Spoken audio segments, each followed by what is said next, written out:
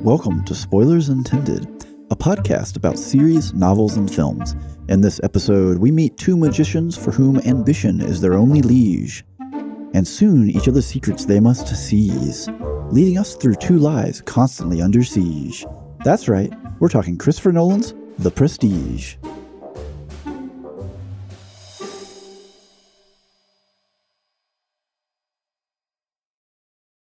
Hey everybody, welcome to the show. I'm Stephen Ford, joined as always by Andrew Knuckles. Hello. And Joel Killingsworth. Hello. That's a very tame response given what was going on prior to that recording, but we're good. We're quite giggly. There's a lot of Mountain Dew running in the system. Caffeine ingested. Yeah. Pre-show was rocking and rolling. We're like 10-year-olds that have just been given sugar for the first time. Got hyped up on Mountain Dew. It's time to play some GoldenEye. Oh, but as we were alluded to, we are talking Christopher Nolan's The Prestige, but just not quite yet. First off, though, because we get a wonderful little rivalry in that film, we thought we'd talk about some other rivalries in media. I'm not going to say film because I don't know what y'all have chosen. And I know what Andrew chose. I know what Joel has chosen. It's fantastic. That's all you need to know. I'm going to save the mystery and suspense for last. Oh. I'm going to let Andrew go first.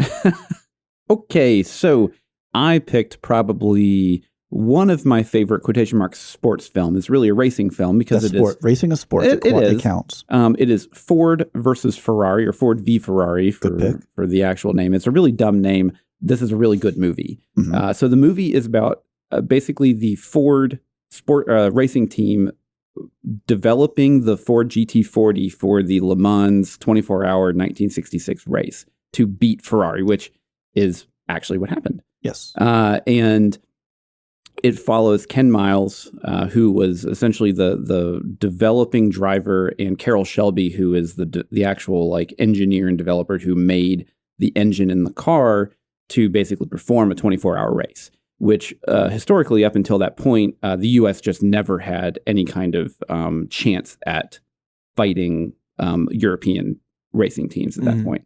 And essentially Ford at the time really wanted to get a market share into the racing scene, and they were like, you have to make this happen.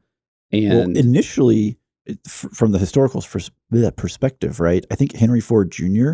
went to Ferrari, like Enzo Ferrari, and said, hey, we want to buy you. And they basically told him to F off.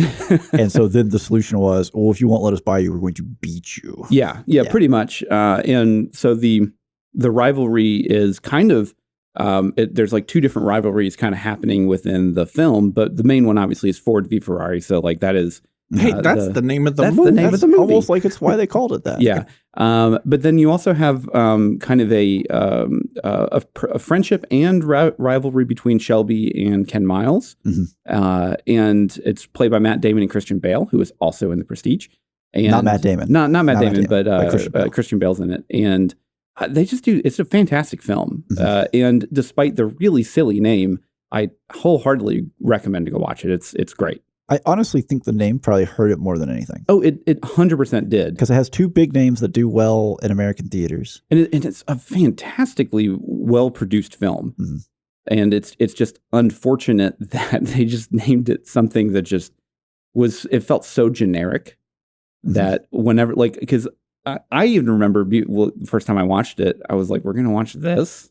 Like, I don't care about this at all. I really don't care. And I knew it was about like the Le Mans race, and I love older racing, especially the GT40, because the swooping front wheels, man, it's just very pretty car. That era of design was very pretty. Mm-hmm. And the idea of like a 24-hour race is pretty crazy, pretty insane. Just in general. I don't remember how many drivers they get in that time period. I think they get 3.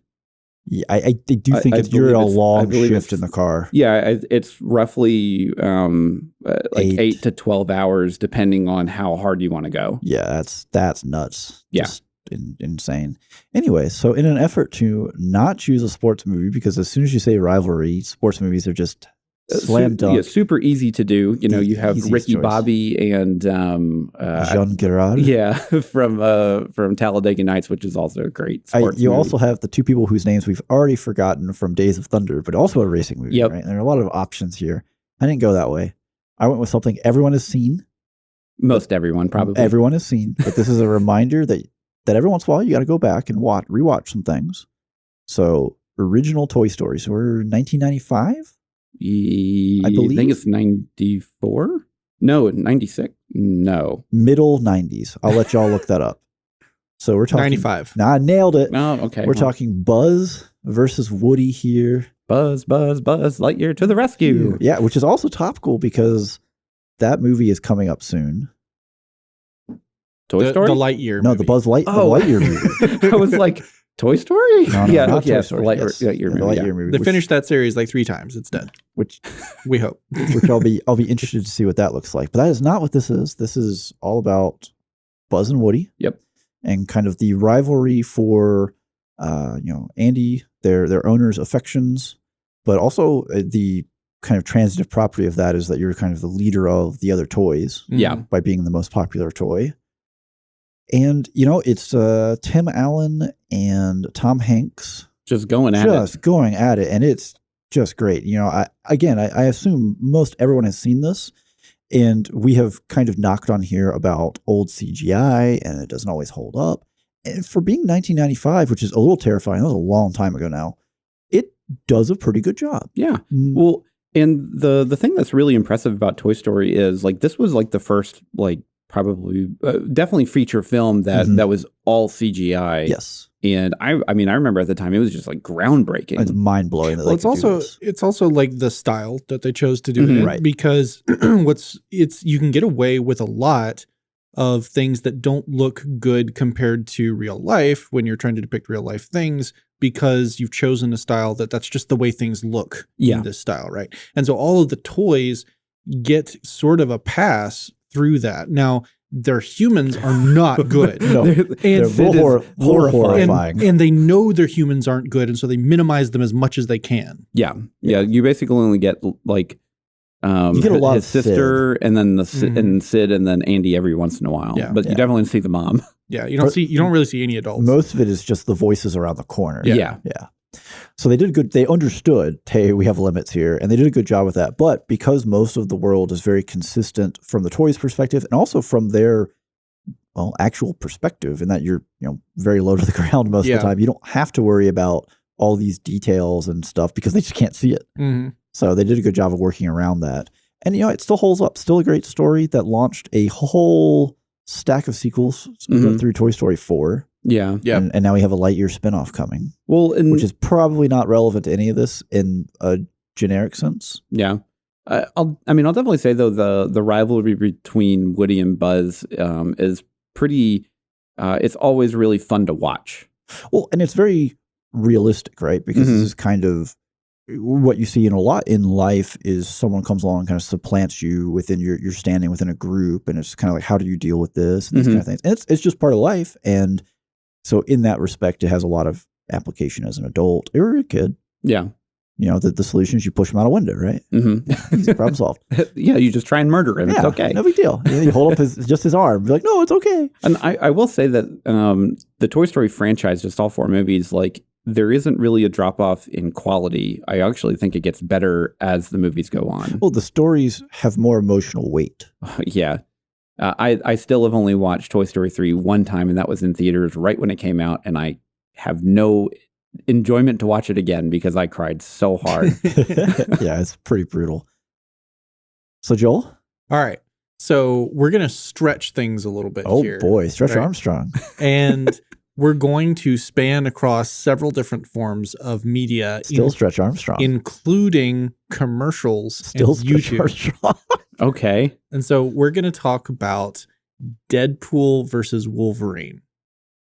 All right. I'm here for it. I don't know if Andrew's here for it. This is a rivalry that does have its roots in the comic books, right? Mm-hmm. Where you've got Wolverine, who's just like, he's Wolverine. Everybody's familiar with that character. He's the grumpy, indestructible little guy with the because we have metal Hugh claws. Jackman. Yeah, do have Hugh Jackman. And then you've got Deadpool, who is the fourth wall breaking, smart talking, completely irreverent sort of anti-hero who happens to have basically unlimited regenerative powers like Wolverine. Mm-hmm. And so there's this kind of rivalry between them when they meet of Wolverine just thinks that Deadpool is just incredibly annoying and Deadpool is like feeds off of that kind of energy. Yes. And is also like sort of low-key wants to be Wolverine, but like can't stand that he wants to be Wolverine. And so makes fun of him all the time and like competes with him and things. And the hilarious part about this is that Ryan Reynolds completely attached himself to this historic rivalry, right? In his role as portraying Deadpool in recent films. And so there is an entire series of commercials and YouTube shorts where Ryan Reynolds and Hugh Jackman are playing up this personal rivalry that mirrors the Deadpool Wolverine rivalry. That's cool. I didn't know that. I don't think I've seen these actually. And so in film, they've only appeared together one time. And that was in X-Men Origins Wolverine. Terrible film. Don't go watch it. Except that this is where it started for these two actors taking on the mantle of this particular rivalry. Well, that was they literally brought in the Merc with a mouth as Deadpool and didn't give him a mouth. Right. Exactly. Yeah. They took the mouth away. And it's, there were other issues. Liev Schreiber was great. That was the best Sabretooth that we've got. But he's a big burly guy. Yeah. Yeah. Well, he's playing Sabretooth. You hope so. Well, I don't know. CGI, right? I don't know enough about the X-Men stuff beyond just, I guess, whatever films I've seen. Sabretooth shows up in the very first X-Men film. Do you have any idea how long it's been since I've seen the first X-Men film? But anyway, so because Deadpool is such a constantly fourth wall breaking character, the fact that this has spilled over into like more real world sources of media is very appropriate to how it began. Yeah, that's cool. That's fun. Yeah, I mean, well, and it's always fun with a healthy rivalry. Oh, and it's 100% manufactured too. Yeah, of course. Like it's just a performance. And it's very tongue in cheek. Yeah. Alrighty, well, now that we have finished discussing some other rivalries in film and other media. And we have both of our main actors that have been referenced. We have name dropped both, which is a good job there. That actually wasn't intentional at all. No, we didn't. The second we said rivalry, was like, ooh, Ford versus Ferrari. I'm doing that one. Yeah. Andrew threatened me, so I had to let him have it. Well, it was either that or Ricky Bobby, so. Yeah. Well, they're both good choices. Yeah. However, Will Ferrell is not appearing in this film. But Christian Bale is, as well as Hugh Jackman. We're talking about The Prestige. This is 2006 from Christopher Nolan. Joel, you want to give us a little synopsis? All right. So the synopsis of this film is you got to be careful with films that have twisty and turny plots, right? Because you don't want to give away too much of the story. And in some cases, you kind of just have to say, well, go see it. Because if I tell you anything about it, then it's already spoiled. Yeah. This isn't quite to that extent, but it's kind of close. So you've got these two fledgling magicians who are sort of apprenticing to a stage magician. Magicians, yeah. At the turn of the 19th century, so late 1800s. And they start out as colleagues and then become rivals. And over the course of a number of years, they start to one up each other and hurt each other and sabotage each other as they go. And they just bit by bit destroy their own lives as they are consumed by revenge and obsession. Yeah. And magician hijinks ensue. Yeah. Stage magic. Stage magical hijinks. Yeah. So this is absolutely a tragedy that you watch for the process, not for the feel good at the end. Yeah. So what do our scores look like? And while you pull those up, our general scoring is we have a technical score and we have an entertainment score. Our technical score is based off of spectacle, which is kind of like the wow factor, the cinematography, the effects. Then we have performance, which is how our actors did. How did they deliver their lines? How do they make us feel? Then we have the score, which is music and sound design and anything kind of else in between there that is audible. And then we have the plot, which is, of course, the story, the plot, whatever you want to call it, and how well, one, it made sense, if it actually landed, how they, if it was written well. And then we have a score completely on the outside of our technical score, which is the entertainment score. Right. This is it was so bad, it's still good, or it was really boring and I still loved it, or it was a technical masterpiece and I hated it. Because sometimes you have films that are just objectively terrible, but you still put it on because you want to laugh. Yep. Or vice versa. Yep. So Joel? So for our technical score, we gave The Prestige an 8.0 out of 10. That's pretty respectable. So very, very well done there. And for entertainment, it actually came down a bit. We only gave it a 7 out of 10 for entertainment. Okay. That's still solid, but that is a decent gap between the two. Which we don't always see. Especially with entertainment going down.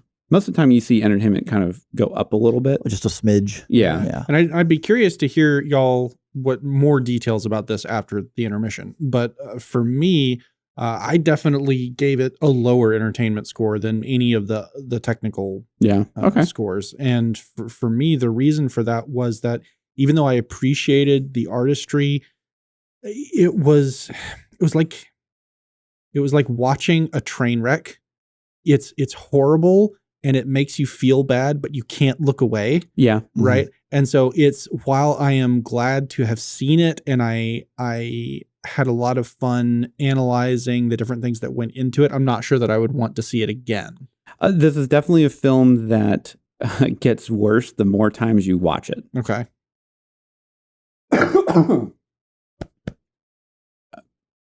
So there's definitely a film that gets worse more times you watch it. This is the third time I've seen the film, and I remember watching it the first time, and I was like, that was fun. I enjoyed watching it. Second time, I was like, okay, I kind of I saw everything that I missed the first time, and then this time watching it, I was like, okay, this feels a little bit long for what they're kind of going for, and then you just get to watch kind of what you said, a train wreck of just tragedy, just back and back and back and back. And just never stops until the end. And you're just kind of like, okay, this is just kind of a downer of a film. Don't go in trying to, hoping for some kind of beautiful message or uplifting story, because that is not it. It is grime and grit pretty much the whole time. Yeah, I think it has some good messages, but the way they are delivered is very aggressively punishing, not happy and uplifting. Right. Well, it's the negative reinforcement side of teaching, right? Yeah. It's because each of these men who are embroiled in this rivalry are given multiple points along the course of the story where someone confronts them and say, "Stop what you're doing. It's not worth it." Yeah, you could turn back. And each one refuses to do so repeatedly, and it just ends up destroying them. Yeah. Yep. Now, that's not to say that the film is bad, because the film is definitely technically sound. I mean, right. It's just like if you don't really enjoy a horrible tragedy, well, there are certain, it's hard to watch. There are certain types of film that you need to see once, and then you got the message, you got the import, and you're good, right? I'm going to mess this up because I always mess up, but Grave of the Fireflies? Yeah. That definitely qualifies. Oh, yeah. That might have gone over Joel's head. I'm not sure. It's basically a Miyazaki film, but it's based on the firebombing of Tokyo at the end of World War II. Yeah. And it is a fantastic film. It is not entertaining at all. It is super sad, and I have seen it one time, and I will not watch it again. Yeah. I've watched it once. That was plenty. Yeah. Never again. And this is definitely a film that's kind of along those lines where I definitely feel that you have to be in a certain mood to watch it. And but like Christopher Nolan did a fantastic job directing it. I thought his cinematography was really good. The way that they kind of showed the man behind the curtain of how a lot of these tricks were done is really cool. Just because, like, like, I'm not a magician. So whenever I see, like, some of the contraptions that they had to use at the time period of the turn of the century to, like, make these things happen is pretty interesting. Yeah. And it gives you actually a pretty decent respect for stage magicians of the time of, like, you could die for essentially like pennies on the dollar of like your, the audience's admission to your show. Right. And like one of the major things that they talk about early in the film is how the guy that these two guys are sort of apprenticed to at the beginning won't do some of the more dangerous tricks. Right. Yeah. And that's really frustrating to the new guys because they're like, we could be drawing bigger crowds. We could be having bigger hype. We just need to take risks. And so there's definitely that layer of there are the safe things to do. And then there are the not safe things that you could be doing that just don't have enough safeguards. And it creates a bigger spectacle, but there's a reason for that. It could have terrible consequences. Yeah. Yeah. The directing's good. I think it definitely merits. So unlike something like Grave of the Fireflies, right? It merits at least probably one rewatch. The twists are enough. So this is definitely one of those where there's like clues laid in throughout the whole film. So you want to go back and be like, oh, that's what this meant. Yeah. Exactly. Yeah. Well, especially, because there's basically two really big twists that happen at the end of the film. And you really get a better appreciation for it the second time around because all of those, little Easter eggs are kind of in there throughout the film. And if you know what's going to happen, you're like, oh, there it is. And like the whole film is it's centered around at the very beginning. There's this monologue about how magic tricks are constructed, right? And the whole film is a magic trick, right? Yep. Like the plot is written along the lines of the way that monologue is laid out. And so one way that you could do this that would be a lazy way is you're just like, ta-da, at the end, this is what happened the whole time. And you're basically watching Ocean's 11 at that point. And, but that's not the way that this is set up. This is like, it's there. It's woven in the whole time. If you know what you're looking for, you could figure it out beforehand. And that's the most satisfying way to pull off a twist, where at the end of it, looking back, you're like, yes, that's the only way it could have been. Yeah. Yeah, it's like I said, it merits a rewatch for those reasons. But it has the pitfalls of movies like this, where it's very dependent on the twist, and once you know it, and then you go back and look for the clues, and then there's not a whole lot else to do. Yeah, it's kind of how I end up landing on with this. So, and I'll definitely say too, like Christian Bale and Hugh Jackman had a really good performance for the whole film. Like I thought that this was probably one of their better and more emotionally driven films that you've kind of seen them in, at least up to this point at 2006. Right. Because Christian Bale has had a lot of other great films that have come out afterwards. And I'm not talking about the Batman films. I'm just talking about other films that he's been in that he had a lot more like dramatic roles in, where Hugh Jackman didn't really get that many. No. So this is actually a really good film for him, I think. Are you listening closely? Every podcast consists of 3 parts. The first part is the spoiler-free review, where the host shows you something ordinary. The second act is called the Intermission, where the host wraps up talking about the ordinary and invites you to check out our other content at spoilersintendedpodcast.com. But you wouldn't leave yet, because talking spoiler-free isn't enough. You have to discuss spoilers. Now you're looking for the spoilers, but you won't find them because, of course, you're not really looking. You don't really want to find them. You want to be surprised.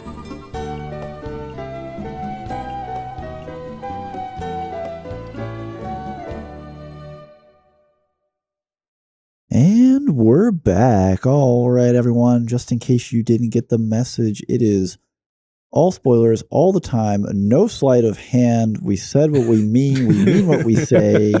Spoilers ahead. If you don't want that, it is time to check out. If you do want that, stick around because we're just going to get real spoilery. And we're going to kick it off with a little talk about The Spectacle. Who wants to go first on this one? I'll take it. I feel that I'm going to start high. Okay. All right, go for it. Yeah. So I actually gave Spectacle a 9. Okay. We are going to start high. I actually really thought a lot of the effects, especially around Tesla's kind of contraptions Machinery. and everything, was actually really good. Yeah. The lightning and electric effects were pretty fantastic. Mhm. And even whenever Hugh Jackman or even the cat or whatever is actually like walking through and inside of all the lightning stuff, it actually looks really good. Mhm. And on top of Christopher Nolan's pretty solid cinematography backing that he kind of puts in all of his films, and this is still pretty early in his career, I think, for filmmaking, and you definitely can see him trying out new things and trying to obfuscate whenever he needs to, to really make some of these little smaller twists inside of each scene still be really interesting and visually engaging. I mean, I thought it was it's a really pretty film to look at, especially for gritty 1899 London, where whenever you can feel the pain whenever these characters like have something go wrong with them. Yeah, right. One in particular is whenever watching it. Repeated watching, whenever Hugh Jackman is going to just fall down from the trapdoor, like on his leg. Yeah. And I remembered this when I was watching it. The first time when he drops down, you're like, nope, okay, that's the next one. Yeah. And then he does it. And then every time I'm just like, oh no. Yeah. So I think that, eliciting those kind of responses is a really good way to do it. Okay. So I'll take it from there. I also gave it a 9. On okay. Spectacle. Right. I thought that the whole, it's you're diving into a world that you don't normally get to experience with the world of stage magicians and their craft and the kinds of things. And there are details that are included in here about how certain tricks are done that make it kind of give it that tactile feel of I'm really in this world, right? And so that's a very romantic thing to do. In addition to that, the opening of the film, where you have the shot of all the top hats in the ravine, and you've got kind of some music, and then you start with the overlay of the monologue at the beginning, and then it's just boom, it goes to black and everything goes silent, and you're like, I've got to know everything now. And it just hooks you, and the movie does slow down, but not for a long time. Like there's a solid half hour there at the beginning where it's just boom, boom, boom, boom, boom. Because they got to really set up the rivalry pretty quickly. Yeah. And so like the cinematography and the visual editing around that was just really top notch. All right. Well, I'm gonna take this down just a peg, just down to an 8. Yeah, that's fine. And it seemed fair. I really like the setting, the 1890s to very early 1900s London.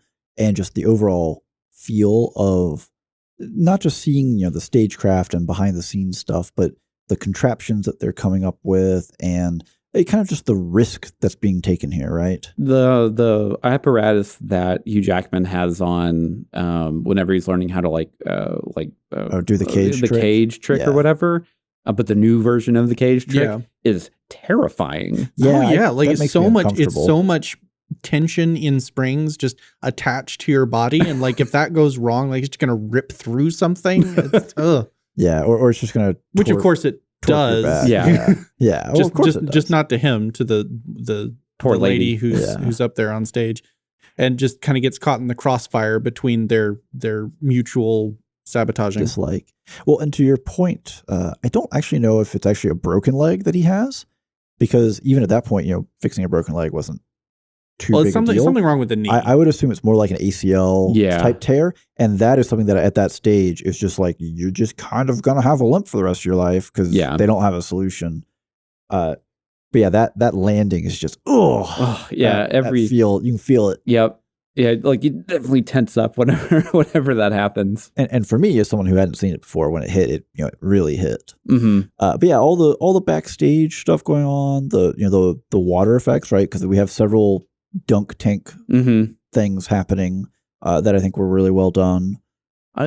This is kind of maybe not a plot thing, but whenever Cutter you basically, you know, they're showing the first show of her being like dunked down, Mhm. and he hits the stopwatch. Yeah. And like immediately, you know exactly what he's doing. What he's doing is he's counting to make sure that right, you and know, it's Chekhov's gun too, right? Like you know exactly what's going to happen that's going to cause the rivalry, yeah, right? And so, but they don't do it for 30 minutes, and you're just sitting They there hold it. dreading it the whole time.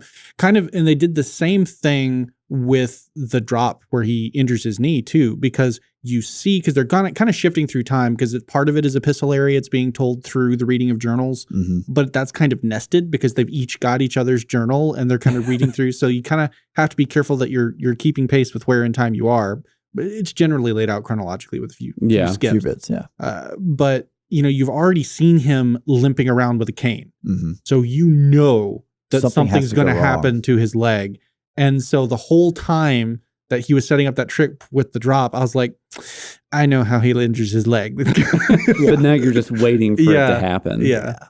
There's a good bit of tension in there, and it's, I think a lot of it comes from the actual angles chosen, from like the actual cinematography, the shots that are made, because there are some bits where you can tell that they're working around some things that you don't get to know yet, but you are going to get to know. So it definitely, you know, like you said, it starts off with that hit of, you better be paying attention.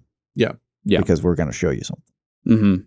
And I think it came through for that. So speaking of showing us something, what about some performances? Andrew went first. I'm going to take it, actually. Okay. And I might be the low score. I'm not sure. I gave this a 7. Okay. There's a ton of big names, right? And while I'll hand out the olive branch to Andrew in that this may be Hugh Jackman's best dramatic role. That's a pretty low bar.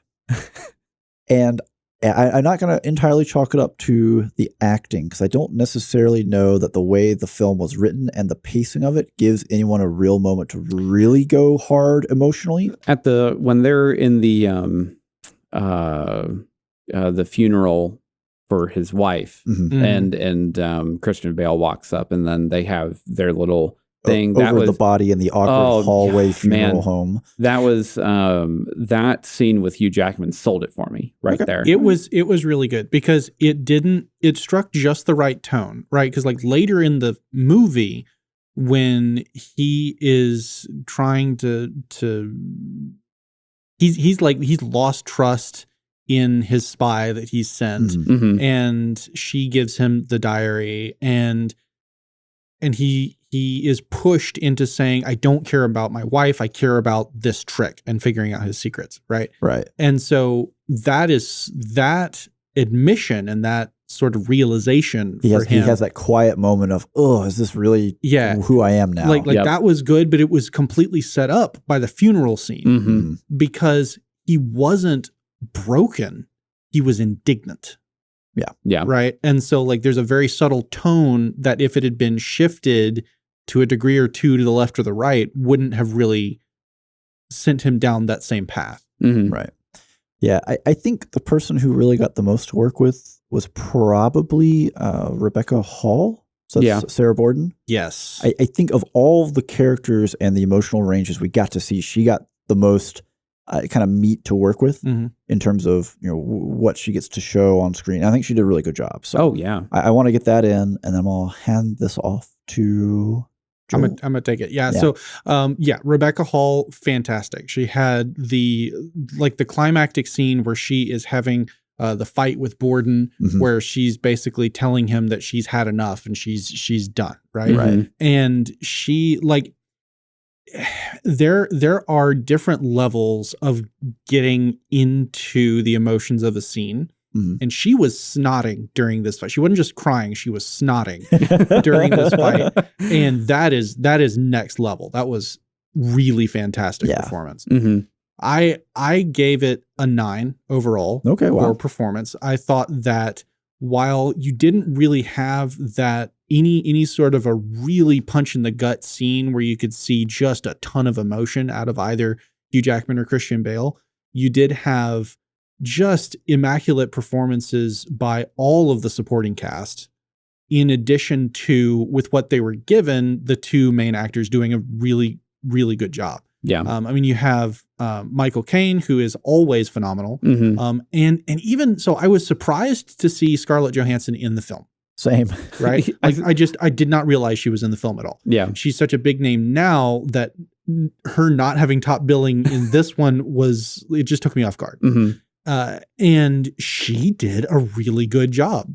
Like, her British accent is on point. Yeah. And her emotional portrayal of being in this position of going from being in love with the one man to being in love with the other man, but being torn between them by this contract of espionage that she is under, being sent to Borden from Angier. And I thought that she pulled that off very well. Yeah, the scene for me with her, and this is just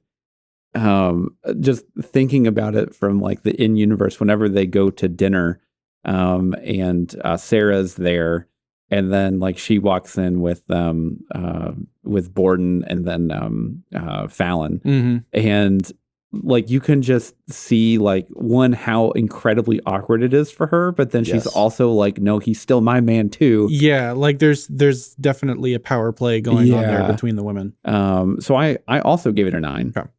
I thought that for like this is definitely probably the best part of the film is the character interactions, and especially how Cutter, Michael Caine's character, is very he's very fatherly or mentor. Yes. For definitely for Angier, but he also doesn't hold any ill will towards Borden. Yeah. Well, it's also really crucial to his character that the way that he is introduced is he's watching the time that she's in the water and he's holding the axe to get her out if she's in trouble, right? Yep. Like, so his entire characterization moving forward from that is he is the one who understands the risks and is like fears the risks. Yeah. Yeah. My favorite line from him, and this is just classic Caine, is whenever he gets shot in the arm, whenever he's trying to board up, he's like, fine, that stops me from having to make you an air hole. Yeah. But on top of that, we have David Bowie as Nikola Tesla, which is awesome. And completely unexpected too. Like, you're just like, wait, is that David Bowie? Yeah, the face. And then you have Andy Serkis just randomly in there as Tesla's right-hand man. And that was pretty fun, because like Andy Serkis has that kind of like not creep, but like he's just that weird guy. He's very much so an Igor character for this, for someone who isn't really an Igor. Yeah, like he's not like an unattractive man. It's just he just has that kind of weird vibe to him. He nails the cringy, oily mannerisms very well. He had a lot of practice doing a certain like character. whenever he is sitting and he's assuming this kind of caricature about himself, he sort of hunches a little bit and dips his face forward as if he's a vulture. Yeah. Right? Well, he's just Gollum ready to go for that fish. Yeah. But yeah, I mean, like, honestly, like the performances were fantastic, and Hugh Jackman may not have gotten a lot of other really dramatic roles, and I feel like this one was just amazing for him. So, and I'm not a Hugh Jackman fan, so there we go. Yeah, and it may just be for me that I felt like they didn't get enough scenes, and it may also be a bit of leftovers from watching a certain other performance and something else that we had watched prior to this. Yeah. And it may just be that it's their fault for being the next thing I watched. And well, by the time that you hear this, it would be Moon Knight. That's what we just watched. That's true. Yeah, the release order lines up. Yeah. Oscar going after himself on screen is really difficult act to follow. Yeah. So that may also be some fallout there for them. They just didn't quite hit it like I needed. Some of the other characters did. It's just the main two didn't. Yeah. So that is okay. And before we move forward, though, I did want to comment on the appropriateness of Christian Bale. Of the two main characters, he's playing the one that is so obsessed with his art that he completely enslaves his whole life and personal health to the art. And then he plays the machinist and turns around and plays Batman. Right, like he's just playing himself in this movie. Yeah. Well, there's a lot of statements about obsession and what you do for the craft that feel kind of meta. given who the people are on screen and who's directing it. So yeah, because Christian Bale is historically a method actor when it comes to a lot of his roles, or at least he is a physically meta actor where he will lose hundreds of pounds to make sure that he looks like he is just completely emancipated. Yeah. I'm pretty sure that was the swing from the machinist to emaciated. He needs to be emancipated. He's not free. He's not free. Yeah, emaciated. Excuse me. Yeah, I'm pretty sure it's about 100-pound swing from the machinist to Batman. Yeah. So that was a quick turnaround, and then we went from Batman to this film actually. So now we're gonna move on to the score of the score. Joel, I think it's your turn to go first. Okay, so I gave the score an 8. On this film. It was very atmospheric and moody. The whole the experience of watching this film is just palpable dread, right? Yeah. And because you're told at the beginning of the film, these men die. Right? Like that's what you're told at the beginning of the film. You have the scene of Hugh Jackman's character drowning, and you already know that Borden is on trial for the murder, right? So you're just like, this ends badly. from the very start. Yeah. And so as you go, they just continue to just give you little tidbits of, oh, hey, look, this is the next bad thing that's going to happen. You're going to like it. and the music absolutely supports this mood. And it is a subtle soundtrack. There's nothing in there that's like a big sweeping piece. Yeah. And so it doesn't achieve the levels of grandeur that you would want out. I mean, not necessarily like da da da da da grandeur, but like of mastery that you would want out of the perfect score, because there's nothing that I can point to and be like, that's the Prestige, right? But it does support the overarching mood of the film and engages in the scenes in a way that a lot of scores fail to do when all they're doing is just supporting the basic emotional content scene by scene. Yeah. Yeah. So I'm going to go. Go for it. So I actually, this may feel harsh, but I gave it a 7. Okay. So the score, the actual musical score was fine. The one thing, and this is really more of a product of the times, is the actual sound mixing and sound design of this film kill me every single time. It's not great, because you have, it's almost like in the first scene, whenever you have like these really like loud electrical things happening, and then you're like, oh, that's really loud. I need to turn down my volume. And now you cannot hear the dialogue for the whole movie unless you turn it back up. And then every time you know an action scene or, you know, some big scene is coming on, you have to turn the volume back down. And that's a common issue for films mid 2000s. Yeah, and it is so frustrating because basically, unless you have a very tuned sound system that is meant to balance everything out, if you're just listening off of computer speakers or just even normal TV speakers, it's going to be a very frustrating experience. Yeah, we actually just put closed captioning on because there are several lines that you just can't hear. You just never gonna know what they said, and it's important to the plot because you need to know what's going on, and you just have to turn it on. Yeah, so like kind of what I try and do whenever I'm watching movies for review is I will start it out with no closed captions, anything on, and I have it on my normal volume, and if I get to a point where I'm like, I didn't hear what that line of dialogue was, I turn on closed captions, and that's the point. Like, because it's so frustrating. Like, it's not hard to level your volumes, people. Like, this is not a thing that should be a problem, especially in the mid 2000s. They've definitely gotten better at it now. There was this trend for a while in that era where it was the trendy thing to do. To have really which loud was just action to play with people where it's like, we're going to whisper for a minute and then we're going to blow this truck up. And you got to choose which one you want to hear. And all the Batman films are like that. Yeah. And it's very, very frustrating. Yeah. So likewise to Joel, I gave the score an 8. And a lot of the same reasons. You know, I think the pieces were really good. They had kind of that slow, intense mood. They really supported some of the darker scenes. You know, same idea. There's nothing that I can put my finger on and say that's definitely the Prestige, or that I was going to be humming coming off the movie. I do think it's interesting. So the composer for this soundtrack, soundtracked is David Julian. And Don't even know who he is. That's what's interesting. He did a lot of Nolan's early stuff. Oh, okay.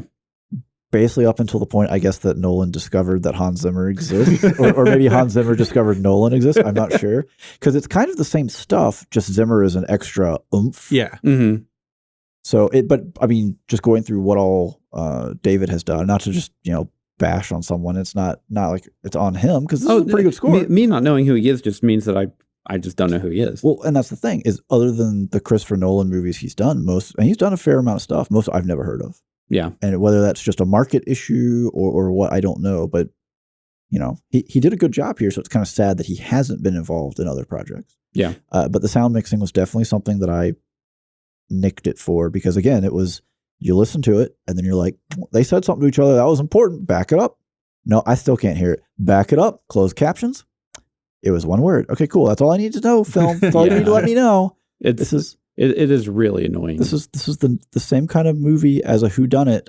The dialogue is incredibly important. If we're gonna have these clues that you're dropping, I need to hear them. Yeah. So that's definitely worth a little bit of score on the score. Yep. Plot. That one word. Plot. I'm gonna start. Go for it. I gave it a 6. Ooh. All right. No, that's fair. So, and this may be because I've seen the movie a couple times now, and I'm going to use a Stephen word. Disbelief dollars are that's in a phrase, sir. They're in. That was a Joel phrase. I'm gonna own that. Joel coined it. I stole it, and now Andrew is using it, which I'm pretty sure means he owes me money. Well, that's royalty fees. No, this movie. You made this? I made this. No, this movie owes me money. So it's the movie itself is grounded very much in reality. Mm-hmm. The whole, basically 95% of the film, and then it feels. I mean, it feels kind of out of nowhere that basically the main plot point that Hugh Jackman's character has been trying to figure out the whole time, he just kind of stumbles upon randomly by the fact that just Nikola Tesla just made this magical transportation thing that has no basis in reality at all. And so it feels like you're watching a not sci-fi film, and then suddenly it's a sci-fi film, but with no actual explanation. It's very Jules Vernesian ish. But you don't get it. You don't get it from the start. It's just the midway through the movie, the Nautilus just pops out of the ground. You're like, oh, hello there. And it's like, oh, now we have nuclear subs. Yeah.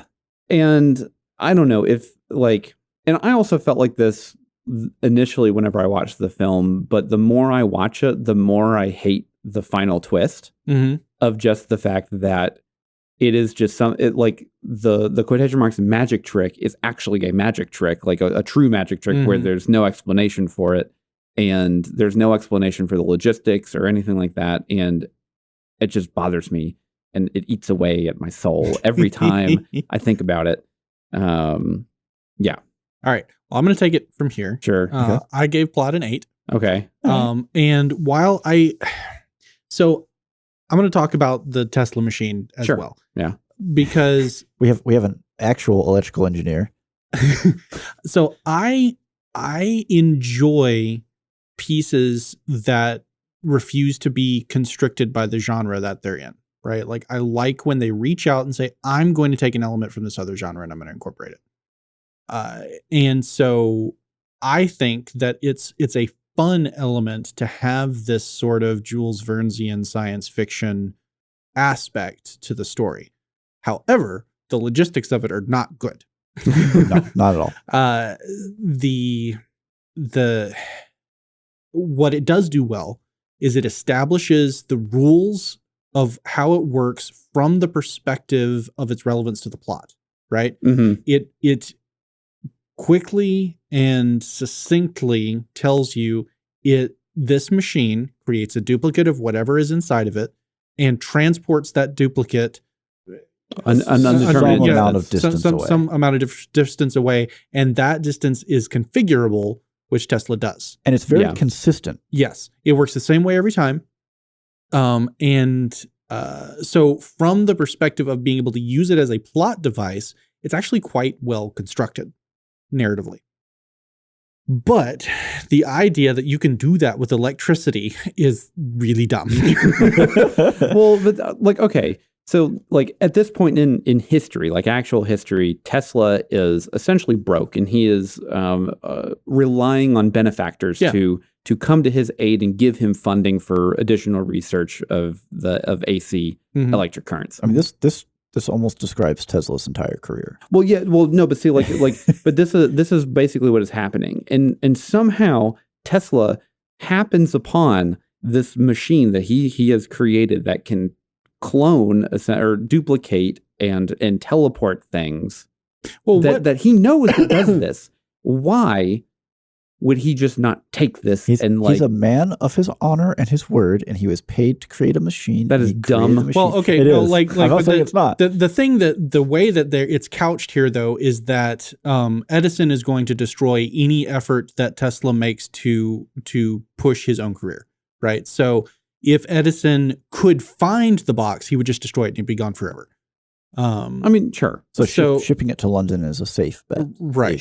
Kind of, and really. he also, it was also a fun, like this film has a lot of themes in it. The main ones being obsession, but also duality, right? Mm-hmm.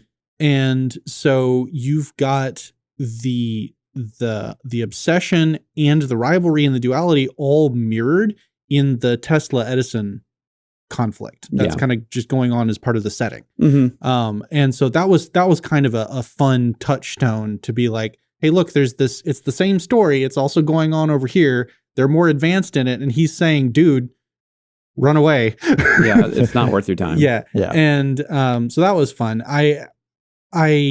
There are other problems with the Tesla scenes because like he invites his benefactor to come and watch the first test of his device. It's not the first test. But if no, it is. No, it is because he's disappointed that it quote unquote didn't work, right? Whereas we later find out it did work. It just didn't do what he thought it was going to do. Right. And so like, but that's not a thing that you do as a scientist, as someone who is creating a repeatable process. He's an eccentric. He is, but even then, like you just anyway. You just that whole it was set up so that we could have our character that we're connected to be a part of the scene, and that was it. Yeah, because then even once they figure out what it's doing, Andy Serkis's character was like, "Oh, I should have checked the configuration of blah blah blah blah blah." And it's like. Come on, you guys are scientists. Like, if you guys can make this machine, you should be able to understand. Just like, oh, maybe I just need to check this parameter over here. But anyway, that all aside, I thought the rest of the plot was really, really quite fantastic. The fact that you are presented with the evidence of what the machine actually does so early by being shown the hats in the ravine. Means that the first time you see him put the hat in as a test, you're 75% of the way there to understanding that Angier is still alive at the climax, right? Like I was right there. And so the foreshadowing is much stronger on Angier's trick than it is on Borden's. And so Angier's trick with the machine becomes a misdirection to where it obscures Borden's trick with the twins. At least that was my experience. Because you're so focused on the hand that you see that the hand you should be looking for becomes functionally invisible. Yeah. And the fact that the whole plot is structured in the way that the outline of a trick is laid out in the opening is also, that's just like a fun piece of artistry that was incorporated into the film. Okay, that's fair. Okay, Joel's making me rethink my score. So I gave it an 8. Okay. I'm not positive that I'm convinced it deserves an 8 at this point in our discussion. But we'll talk about things I can give it credit for. One, Nolan really likes to tell a story that has 3 timelines. He does. Yeah. That is like almost every film. Almost every. I mean, Dunkirk, it really stands out. Well, I mean, the whole concept of the film is that. Yes. Yeah. Well, this one too, and that is the whole concept. I thought it was interesting, Joel, that you were talking about how you felt that Angier's trick was more telegraphed than Borden's. When I feel like, well, the telegraphing of Angier's trick is a very visual thing in a very visual medium. Borden's trick is telegraphed. It's beaten into you. Cutter straight says he's using a double. Like, because there's no other way. Right. I mean, like, all of the evidence points to what the answer actually is, but you're so convinced that it can't be that because you're following Angier so closely that you discount it. Or at least that was my experience. Yeah, I wasn't that convinced. Also, too, like the scene, I think my favorite piece of foreshadowing, because there was a whole bunch that they kind of like flashback to when you get the thing. It's like, oh, you cut your fingers are bleeding again. How could this be possible? You know, but the scene where it's like the first scene with Borden and Sarah, and she's like the governess to this kid, and he's crying because he thinks it's his nephew. It's her nephew. It's her nephew. Okay, and he's crying because of the bird that he quote unquote saw die, you know, in the trick, and then he brings out the bird. He's like, no, it's fine, and he's like, yeah, but what about his brother? And then like there's this. It hits with Borden more than you expect it to. And then you get the reveal of, oh, well, that's how the trick is done. They do actually kill the first bird and then just bring out another bird. And which is just kind of a foreshadowing of his entire arc. Yeah. So I gave it an 8 because I think that all of this is really well constructed. There's a lot of time put into putting this together. And, you know, this is just the meta-ness of the movie in that it is a magic trick, and once you see the answer behind the curtain, it's not nearly as interesting. No, that's absolutely true. Yeah, and Borden says that multiple times. He does. It's like, when they find out the secret, you are nothing to them. Yeah, it's the same scene as talking to the bird. He's telling this to the nephew. Like, when they find out your secret, you're nothing to them. It's the secret they want, so you have to keep it, right? Yeah, and that basically describes his whole character and his entire arc. Yeah, because once you and that's the thing is once you find out that he does have a twin and basically like they sold out hard to make sure which even like them selling out hard, like that is why he's able to spot what the Chinese magician is doing, right? It's because he's doing the same thing. He and by that point, like he was already in on quotation marks the con of him having a twin, but him not telling anyone that he has a twin. Yeah, right. Yeah, so he has insight into what's going on, and the Fallon character hadn't shown up yet at that point, so like you don't have all the pieces. When you're given kind of which that would be a really linchpin piece for him to, because he's speaking so admiringly of the Chinese magician, of he is subjecting his entire life to convincing people that he's this frail old man, just so that he can make this trick work, where he has buns of steel, right? Like thunder thighs. And like he is, one, he recognizes it immediately. Two, he is speaking so admiringly of it that if you had more pieces at that point, you'd be like, oh, he's doing the same thing. Yeah. Well, and I think it is telegraphed pretty hard between interactions with Sarah, right? Where it's like, oh, you don't love me today. Exactly. Or you mean it. You mean it today, but some days you don't, or vice versa. And the thing is, like, it's the first time through, at least my experience of it was, again, and obviously different people are going to pick up on different parts of clues and put things together. But for me, it was just that is the first symptom of his obsession, right? Like he has fallen to the obsession first, which he did because ultimately he made a horrible life choice. Both of them did. Yeah. And, but at the time, you just think that it's one Borden, and you know, he is exhibiting signs of this obsession that at times just completely drives other considerations out of his mind entirely. Yeah, and that whole scene, like whenever she's like, "Oh, you don't mean it today," that was right after he shows her this really cool trick that he's been working on, and you can tell he's really excited about it, and you know, so it fits really well in the like, oh, he could be talking about magic, but. Me knowing what it is, I'm like, but he's also just, you know, he just doesn't love her. He's the wrong board. He's just the wrong brother. So, and it's interesting too, because I kind of wanted, this would be the reason that I would want to go back and watch it again. And it would be if I could pick out which scenes, which brother is playing Borden. Because it's actually pretty easy with the second. It's not hard. Because in retrospect. one of the, like, they're both committed. They're both all in. but one of them is more obsessed than the other. Yeah. Right. The higher energy. So you have, what is it? Albert and Fred, I think, are the two brothers. Alfred? No, Alfred is the character in Hulk. Okay. Because it's the combination of Albert and because he When does that even get revealed? I don't know that was because because Scarlett Johansson's character calls him Freddy, and then the one that is like actually seriously disturbed by Sarah's death when he comes to her because that's his place of business is don't call me that. Yeah. And you get Pete, because it is kind of fun to look back at it and see who is what, right? Because you have the whole funeral scene, the confrontation about what not to do.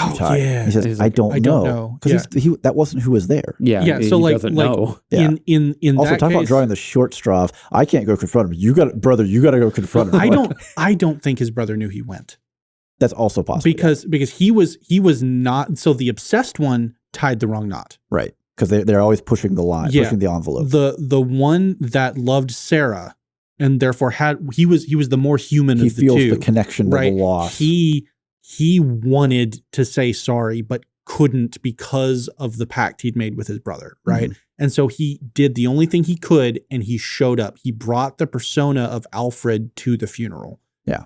But when he was confronted, he couldn't give an answer because he didn't know.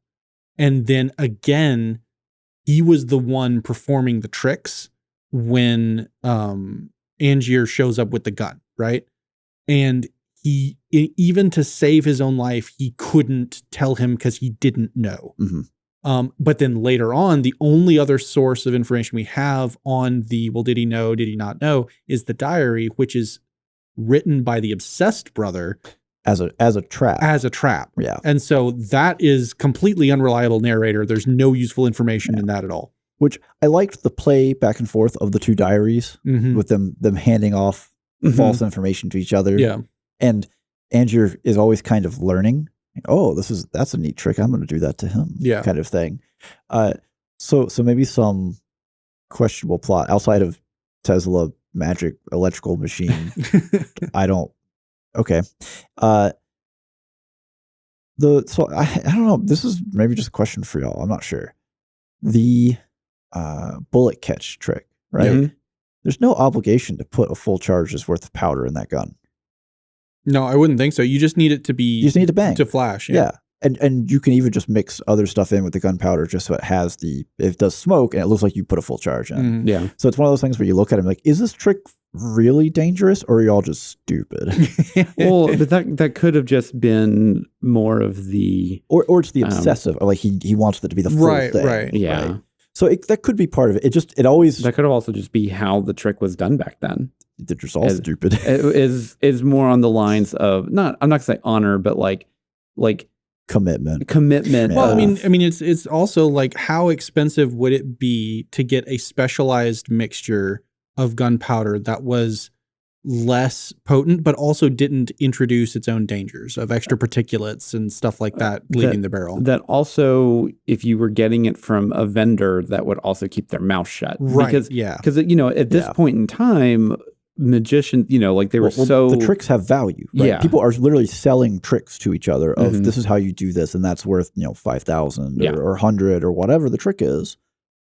So that is a risk, and we see that risk played out in the plot with the issue of having a non-blood relative committed body double. Because that comes back, which actually that scene was really amusing for me because it was kind of a look at what modern magic looks like. Because if you went to a magic show in today's era and they did that trick, then him stumbling out the other door acting drunk would be the act. Yeah. Missing the hat or whatever. Because that's kind of the traditional stage magic now is the person acts like they're kind of bumbling and dumb while they're doing something really incredible, and it's like 2 levels of impressive. Yeah.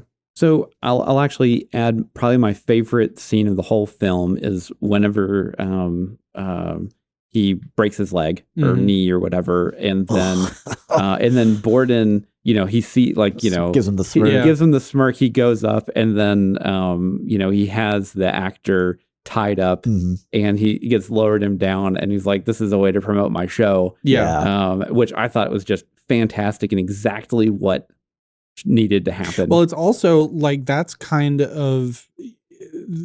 the point where you realize that, or at least where Angier realized that Scarlett Johansson's character has really flipped. Yeah. Because that's the kind of showmanship and marketing that he was not capable of doing on his own. Mm-hmm. Yeah. Because up until that point, he just never had any kind of he was pizzazz. All about the craft, but it was never the audience. He wasn't playing the audience. He was playing for himself. Yeah, he's like, oh, look how cool this is. Yeah. And I just did that. Yeah. All right, so I've got another plot point question to bring up with y'all. So we have the brothers Borden, right? Full commitment to the thing. Yep. One brother gets shot, loses his fingers. In order to ensure that we're the perfect double, the other brother sacrifices his fingers, right? Yep. Yes. So what did Fallon? Fallon. What did Fallon do with his hand the entire time that he's acting the part of Fallon? Because he has the exact same injury, which is an obvious enough injury that it's necessary to replicate it to make the trick seamless, right? For Scarlett's character to say, well, it can't be a double because you can tell he's wearing the padded glove. What does Fallon do with his hand for the entire time that he's acting as Fallon? Because he's got the same very distinctive injury that's difficult to hide. Well, the thing is, though, Scarlett Johansson's character is the only one who saw it, right? Even as many times as Angier went and saw that act, he never picked up on that detail. So it wasn't obvious. It was just obvious to her. Well, but it's also one of those things where that's happening on stage. But if you're just around this person a lot, which just kind of by default, Borden's wife kind of has to be. Well, Fallon never spoke.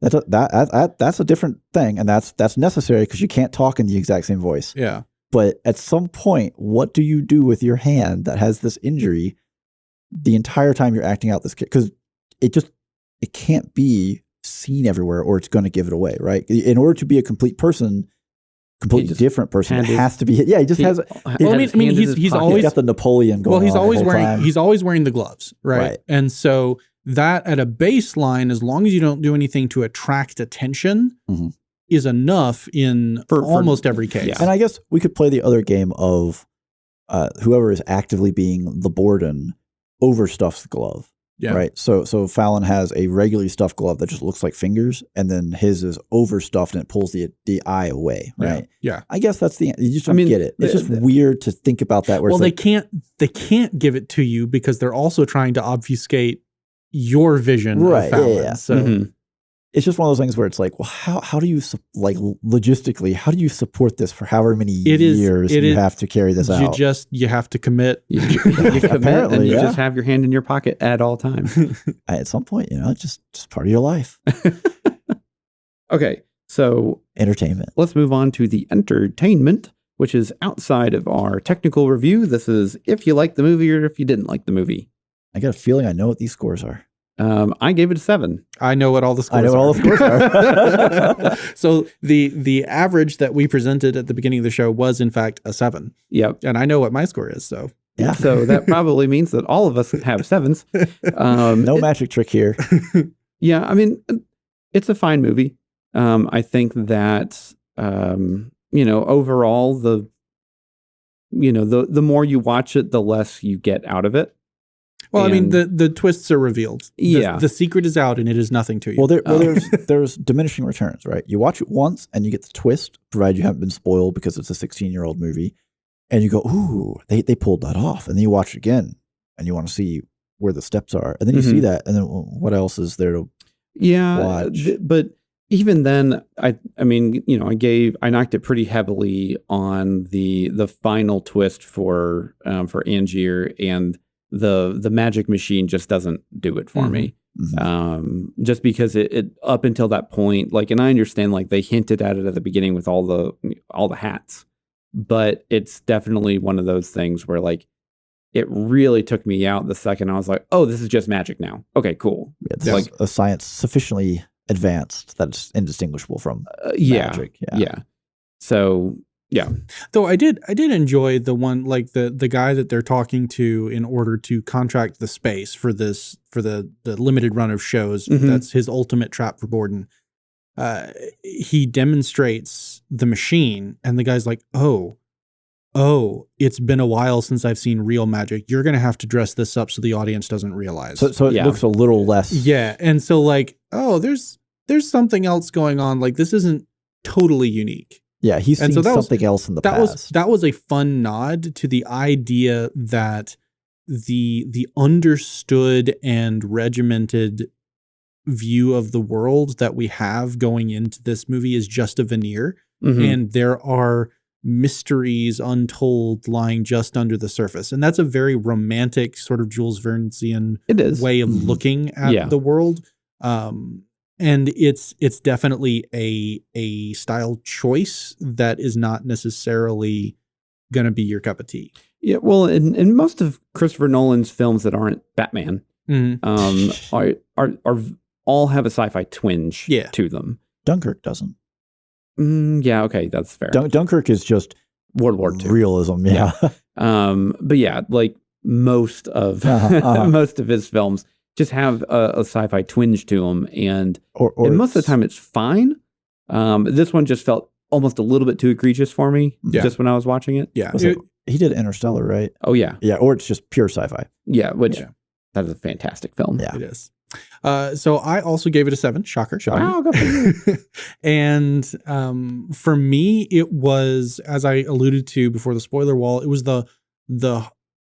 just the complete weight of dread that sits with you throughout the whole thing, because you just know that the next scene is going to be another bad decision leading to horrible consequences. Yeah. And I sat there at the end of the film, and I can tell when a film has been really effective at what it's trying to do, when I need a minute to decompress after the film, right?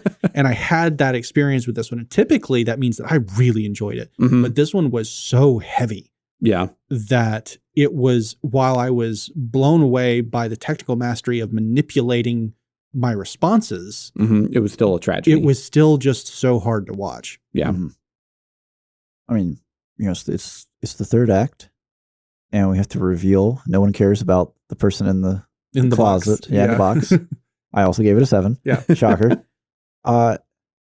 It's just barely on the threshold of rewatch, just because maybe I want to go back and see all the hints, but I'm pretty sure for me, the hints were so over the top. It was just kind of like, yeah, get to it. Because we have the whole bit with, well, you have to be willing to kill to do this kind of tricks, right? We have the whole where he can't stand it that he's under the stage. He's not the one getting the standing ovation. It must be a double, and there's wigs and makeup and everything that's not part of the show, and they hit you with this so many times that pretty early in the film what the twists are. You're just waiting for them to get to it, and it kind of takes them a while to get there, because towards the end of the movie it slows down, and there's definitely a moment of I saw it, the movie's only 2:10, get there, holy cow, let's go. So I don't know, I wavered between a 6 and a 7 here, because I don't necessarily know that I will rewatch it, just because I think it's so heavy-handed with the hints and kind of giving stuff away, that there's only one or two, maybe go back and play the game of which Borden is this, but that's maybe its best selling point, or maybe you have someone there who hasn't seen the 16-year-old movie. Somehow we found 2 out of 3 here that didn't. But you find someone who hasn't seen the 16-year-old movie and you watch it with them, then you just kind of stare at them in a creepy way whenever they're hammering home these suggestions, and you're like, well, how quick does my friend pick up on this? So I mean, it was fine. It was not the best Nolan film I've seen. It was a very Nolan film.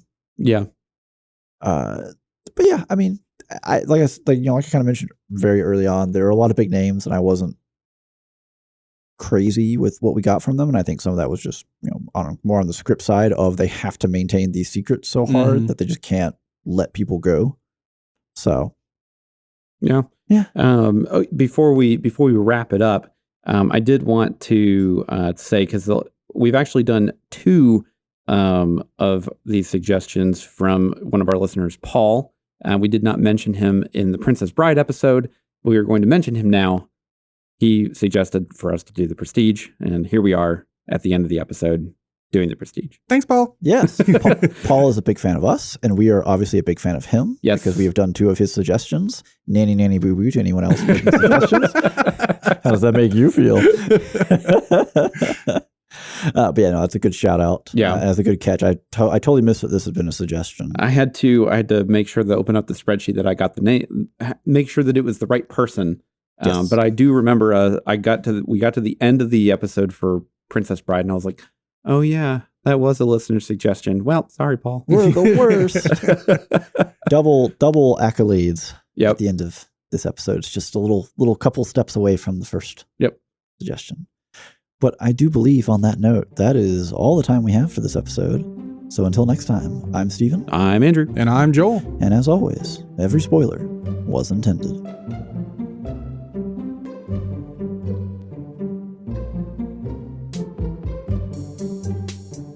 Thank you for tuning in.